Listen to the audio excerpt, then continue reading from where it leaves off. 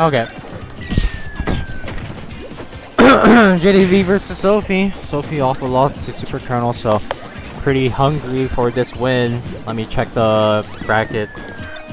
Yeah, it seems like Sophie has secured her spot in the top 3, as Hydro is underneath with a 5-3 record and Sophie is 5-2. Honestly, yeah, okay, all these players are making it out. So these sets don't even matter other than just for Ego, Pride, and for Supernova and Practice. Not Super... Is it? Super Major, .gg, yeah. But anyways...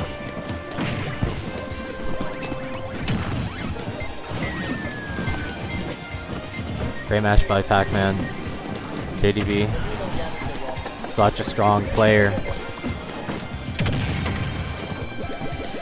Optic to use dash attack to get away from Sophie. I mean, also if we can mine these diamonds, like, Jose has resources of his own.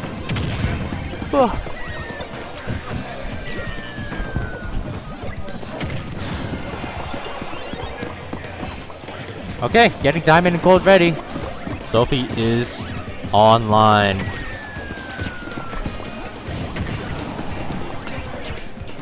I mean, this game's gonna be a bit slow until we get, what is it, all the resources ready.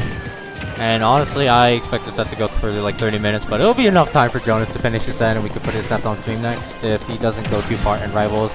Let's go see actually what the Rivals bracket is looking like, as Jonas did arrive very late.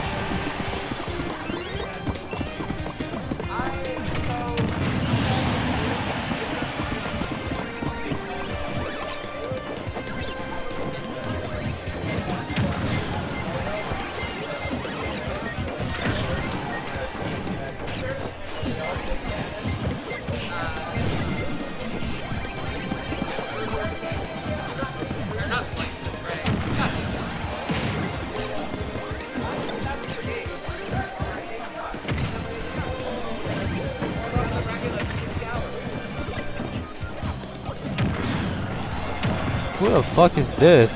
Oh, it's Knives? What? Okay, sorry, I was looking at Twitter. I haven't seen Knives in forever. Okay. Key.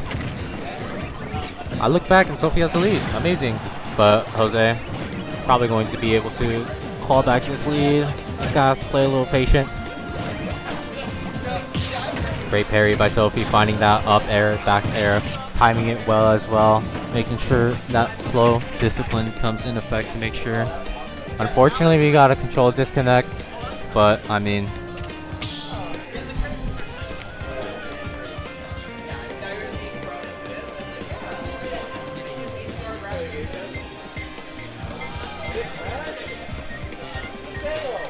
that's really unfortunate. I know what happened too. It's the Pro GCC. Not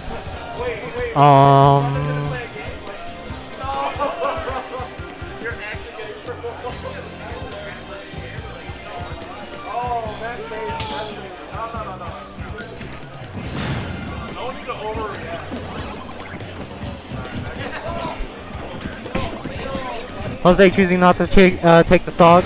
Very admirable. I respect it a lot. I mean, at 200%, you really could have just taken the stock. You know, like you're already at 200, but you know, just unfortunate circumstances. But that Apple will take the first stock of the game as they resume, as if nothing ever happened. But yet, if it happens again, I will be enforcing the stock to be taken, I fear.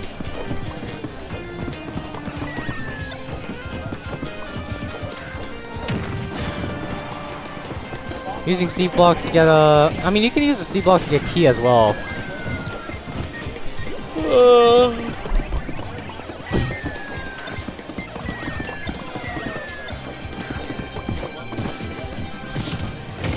Oh, that bonk is gonna send JDV into a very unfortunate position, but you know, making his way back on stage.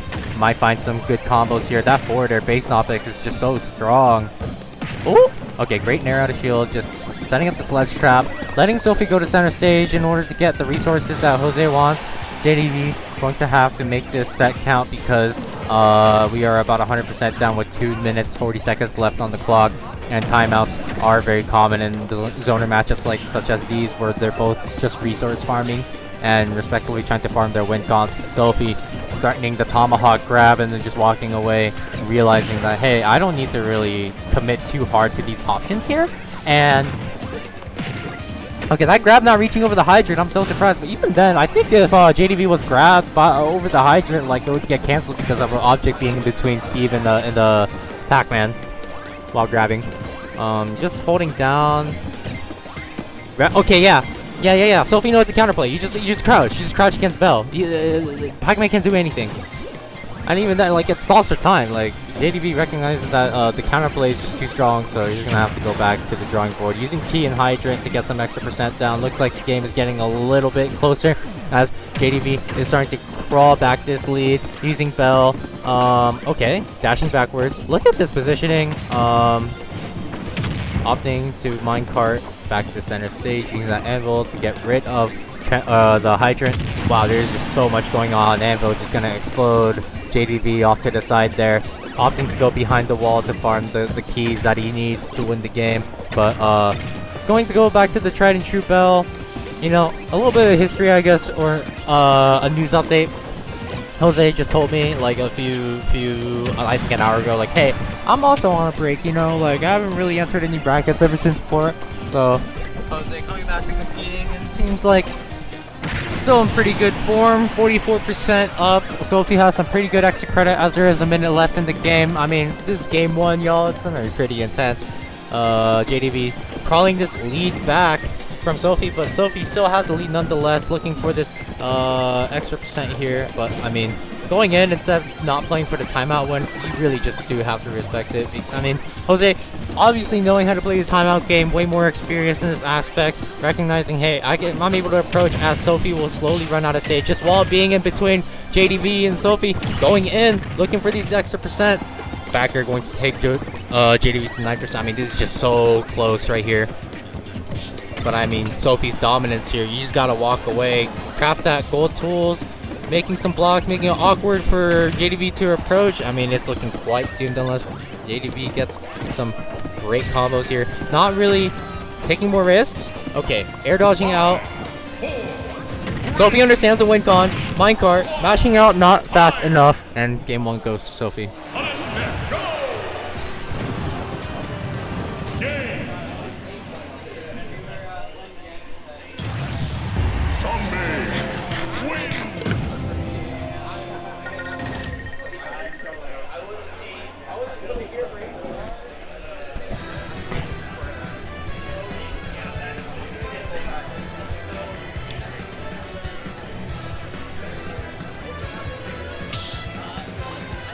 Both players thinking about their game plans going into this best of 3.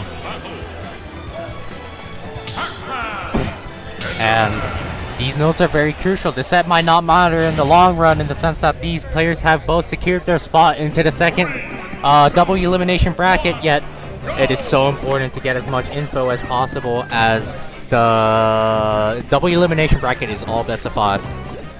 So you got 2 to 3 games to figure out what the hell is going on. Anvil going to do 10% on the secondary hitbox. That's quite silly.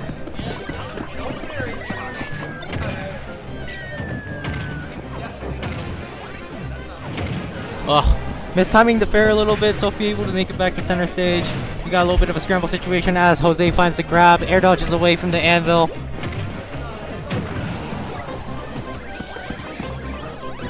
I mean, JDV just so willing to give up space in order to farm the win cons that he needs in order to get the percent that he needs. But honestly, game's looking pretty good. 1 minute in and stocks are flying. Guarantees that timeouts aren't going to be a big issue, but that bell is going to last so long. Snag him under ledge and kill Sophie off the side as she heads into her second stock. She farms diamond. She's ready. Oh my god, that trampoline setting way higher than expected because of the anvil taking some HP out of that trampoline. Apple bouncing across the stage, creating so much pressure. Great dash attack by Sophie, having the recognition to realize, hey, you don't have enough frames to be able to exactly hit this hydrant back or swat it back away. So I'm just going to use my burst option, smack you down, especially with the diamond tool like a pickaxe. Like, you can just break that hydrant in an instant. But JDV finding a good 3-piece combo. Ooh. That minecart just barely scraping above that hydrant. Bell active. Looking so scary for Sophie. This is JDV's specialty. Feinting a crouch. Hinting at the counterplay, then holding shield again to hopefully get a punish. But now the positions have reversed. Sophie in center stage. Poised behind that wall, recognizing that the bell is either going to have to go over alongside that hydrant, and she is completely safe behind this wall. Running out of stage here, Sophie going to have to minecart back to center stage. JDV willing to give up that space, being... Ooh. Okay, Emble not going to take it just yet. JDV just at 90%. I mean, I don't think this game's going to go to timeout, as it is a much faster paced game than previously in that game 1. I mean, small battlefield, it's in the name. PS2, one of the bigger stages. JDV going to mash out in time, taking the amazing angle, being able to recognize that, hey, I can't really go towards stage in this way, and I need to be able to drift away in a sense where I could just dodge this potential whiff punish by Sophie. But anyways,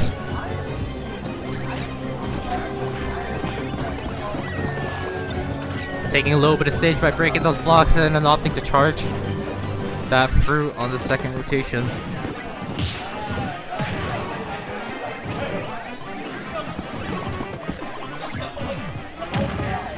Setting it up, being so patient. Sophie being a little frisky with the shield, but not being punished.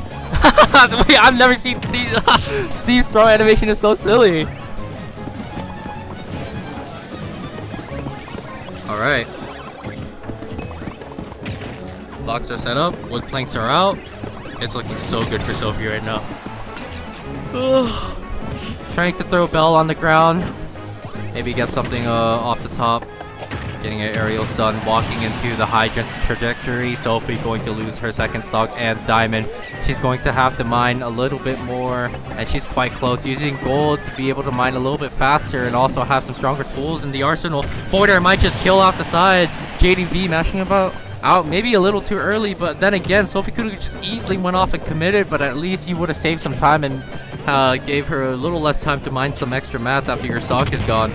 But anyways, DIing correctly out, but JDV just taking so much damage from these gold tools.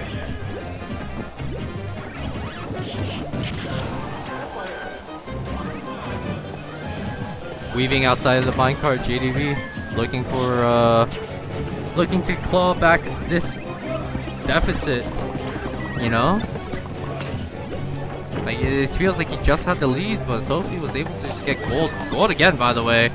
This means no gold card isn't active unless there's like a small amount of gold left. Setting up the trampoline trap, making Sophie recover onto stage a little bit quicker, but JDV not really fast with the uptake, just a little bit slow.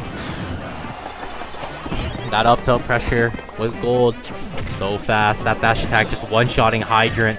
It is just too insane. JDV, this is such an important combo to have. Plane going to do so much damage, but it's still not enough.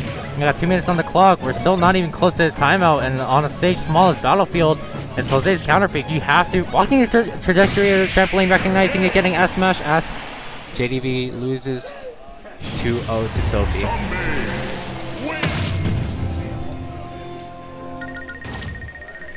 Alright, I gotta report this shit. And again, we will be seeing the set again in the second bracket. So nothing that